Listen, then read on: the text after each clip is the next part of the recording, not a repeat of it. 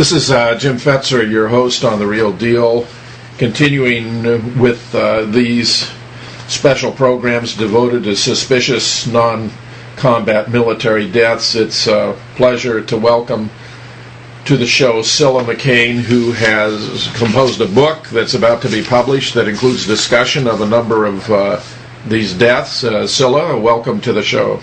Thank you. Thank you. Please tell us a little bit about the book and how you got into all of this. Well, the book, Murder and Baker Company, How 4 American Soldiers Killed One of Their Own, started out as a book about the murder of Army Specialist Richard Davis. He came back from Iraq on July the 12th and was murdered within the time frame we're guessing 24 to 36 hours after returning by 4 members of his own platoon. They stabbed him to death and set him on fire and hid the murder for many months.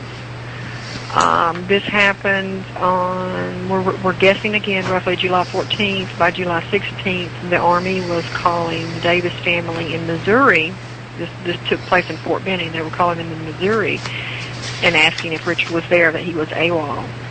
But Richard wasn't AWOL, of course, but he was dead. But what happened was is that his father, Lanny Davis, knew.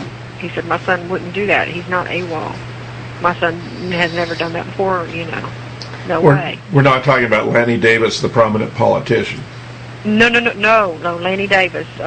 He's a retired combat military policeman.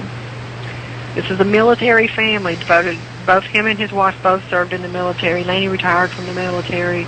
Very devoted American people, and his son was following in his footsteps, his son Richard. So his son was missing in action, and the Army was being given the impression he'd gone AWOL. He hadn't gone AWOL. They'd actually murdered him and hidden his body. And how were they motivated to find the body? Well, they weren't motivated to find the body. As it turns out, of course, I'm speaking from, I can look back now and tell you these things, but at the time, all the Davises knew is that the Army kept saying their son was AWOL. He's AWOL. Oh, he's probably with some woman celebrating, or he'll turn up, that sort of thing, Well, this was July 16th. By August the 19th, Lanny Davis, after daily phone calls and knowing how the military police system works, he got in his truck, and drove, I think it was 700 miles to Fort Benning. He showed up on base. He was trying to find out what happened to his son. And he showed his ID. He got on base. Nobody would meet with him. There was one sergeant that finally agreed to meet with him for less than 2 minutes. And he said, well, your son was a loner. Nobody really knew him. So you can ask questions all day and nobody's going to know anything. And Lanny told him, he said, if my son was not a loner, and even if he was, he would be known as the soldier who was a loner. He would be known. Every soldier is known by somebody. You don't just disappear into thin air when you're in the military like that. Well, the Columbus, Georgia Police Department could not help him because they said it was it was a military matter. So Lanny had, after days of knocking on doors and checking hospitals and jails, had to go back to Missouri empty-handed with nothing, no more than when he arrived. They still were not looking for him. Now, this has been more than 30 days. At 30 days, you're supposed to go, if you're an AWOL soldier, from AWOL to a deserter status. The importance of that being is that when you go to a deserter status, an active search begins. They actually start looking for you. The Army doesn't look for AWOL soldiers. If you're a deserter, they're going to look for you. If nothing else, they'll look for you as if you're a criminal. That status didn't change. He was left on AWOL status for 4 months. That is bizarre. Well, leaving him on that status meant nobody was looking for him. Nobody had to look for him. Well, the Davises started calling their congressman, Kenny Hulshoff, and one thing led to another. He called the FBI there in Missouri, who contacted somebody in Fort Hood, Texas, where Richard's bank account was located. The Army had not even checked his bank account to see if there had been any activity. They made had no concerns on the surface that Richard's belongings were still there, his toothbrush, everything. You know, you don't just vanish and not take anything, you know.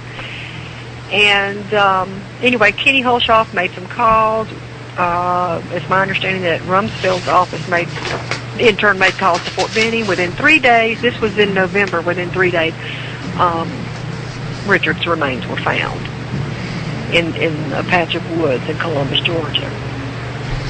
Okay, and that was the easy part. It went downhill from there. Tell me about the location of the remains in relation to where he was last stationed. Well, he was, you know, he had returned from Iraq, you know, still wearing his battle dress uniform. Yeah. To Fort Benning, Georgia. What we've been able to piece together is a lot of them got together, went to strip clubs and Hooters and, you know, whatnot to eat and celebrate. Yeah, to celebrate. But the curious thing about this is that Richard was in the car with these 4 murderers to start with, because he had already had an attempt made on his life in Iraq by these same people. What was the grudge, so far as you've been able to determine? What was the motive? There are many motives. I always say if Richard's murder had been done by a monster, it would have been one with 5 heads, because there's not one easy thing. There were atrocities going on during the invasion that the military definitely did not want out. There were investigations going on into the commanders for conduct unbecoming officers, murder of Iraqi EPWs, a whole slew. And Richard was an upright guy who'd speak the truth? Oh, yeah. Oh, yeah. He was raised that way. You know, his dad is a policeman. Combat military police, old school, Vietnam vet. He trusted the system that he was in. And he was guarding some prisoners that ended up being murdered. Without going too far into that, he also had been attacked by Alberto Martinez and Mario Navarrete and Jacob Burgoyne in Iraq. After a night of drinking, they cut him and they choked him. And according to the medic who treated Richard, he said he was afraid for his life. He had actually passed out. And they were trying to get him to join a gang. Was there a gang? What kind of gang was this? You mentioned those names. Were those we've got a huge problem with street gangs in our military. Well, I think we do, because we've been recruiting all these lowlifes. Right. The recruitment standards have low. I mean, there are so many appalling stories out there of recruiters helping gang members cover their tattoos with makeup so they can take their picture to be sent in to be approved for, you know, to enlist. It's ugly. It is so ugly. And from that point on, Richard, after that night that in Iraq where he was beaten and cut, he tried his best to stay away from these people.